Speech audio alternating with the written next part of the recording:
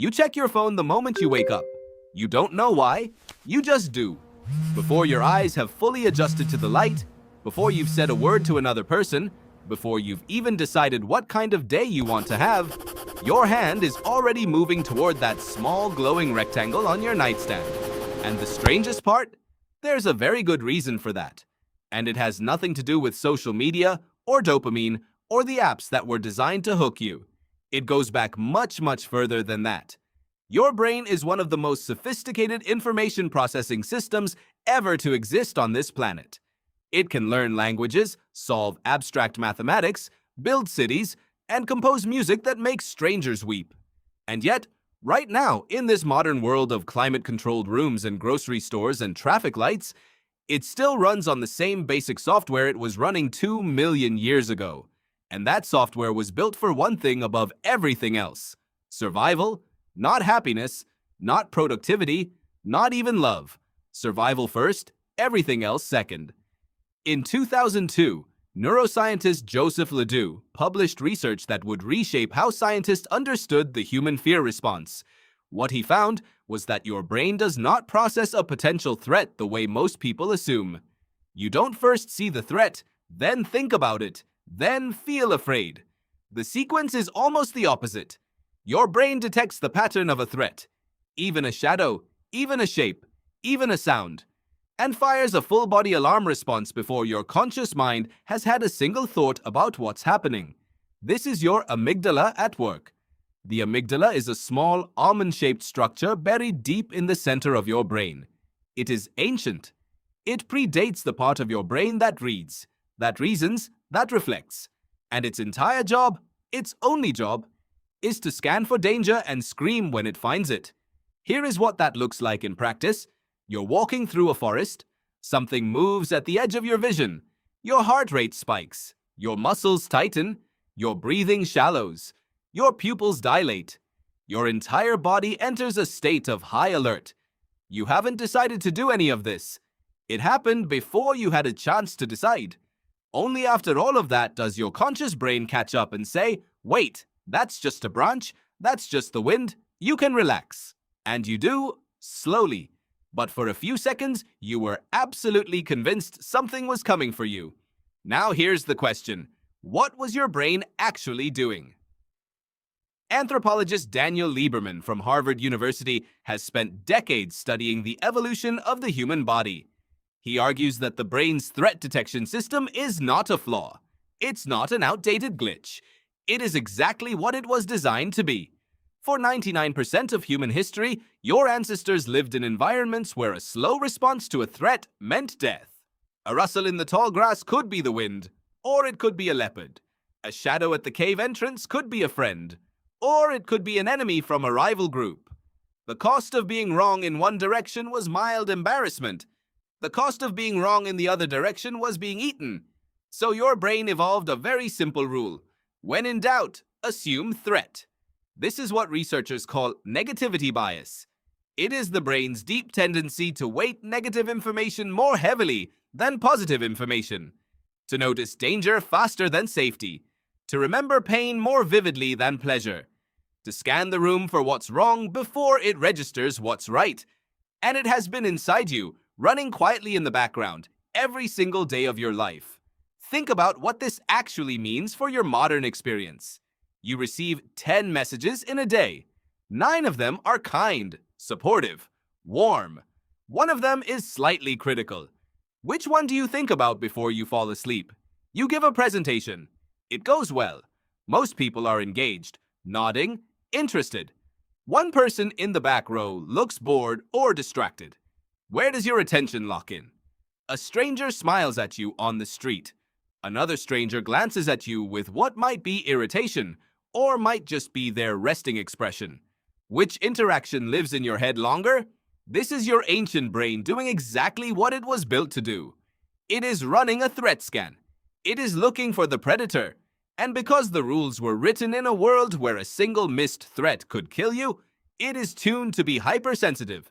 It would rather fire 10 false alarms than miss one real danger.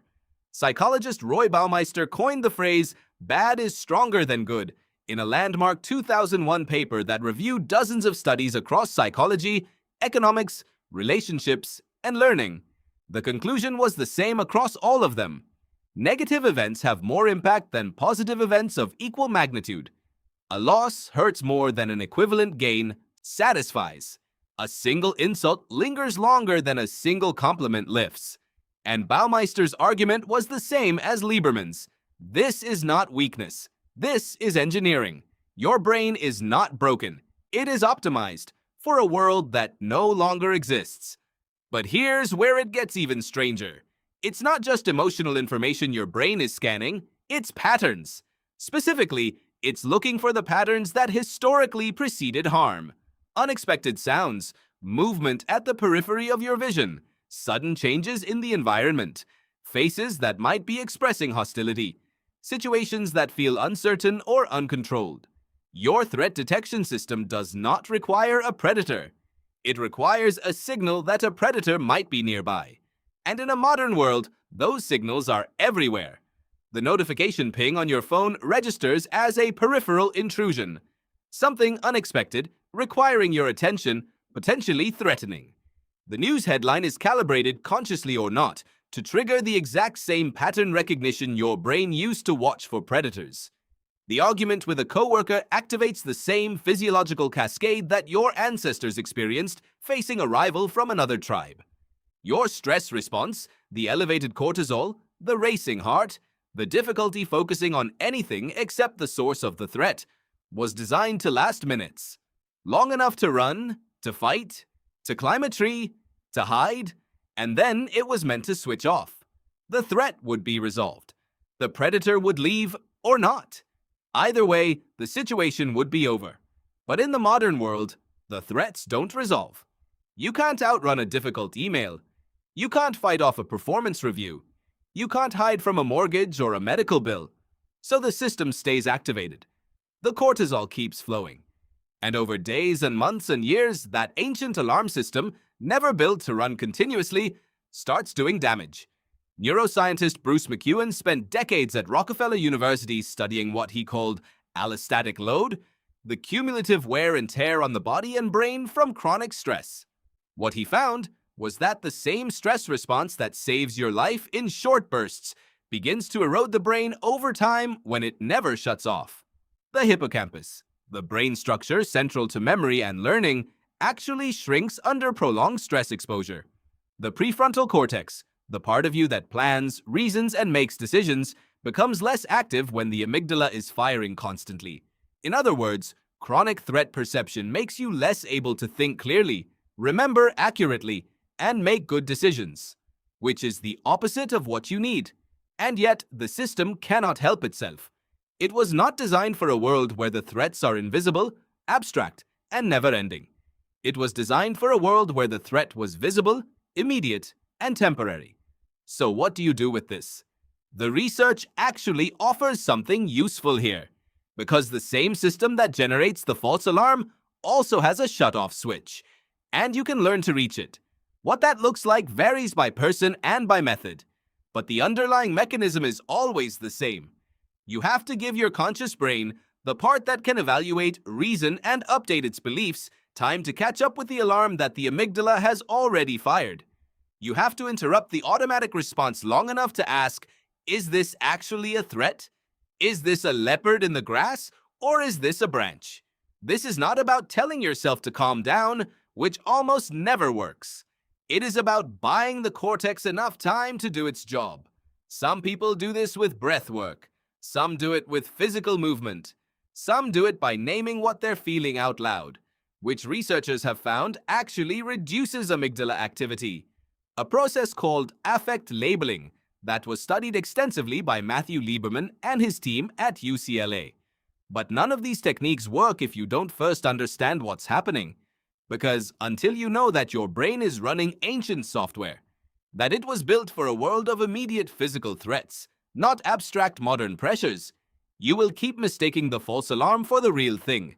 You will keep treating every difficult email like a predator in the grass. You will keep lying awake at night scanning for dangers that aren't there, because your amygdala cannot tell the difference between the leopard and the performance review. You are not anxious because you're weak. You are not stressed because you're failing. You are a 2 million-year-old survival machine trying to navigate a world that was built last Tuesday. And tonight, when you pick up your phone before your eyes have even adjusted to the morning light, you'll know exactly what's happening. Your brain is doing what it has always done. It's scanning for the predator. It's just that the predator doesn't look the way it used to.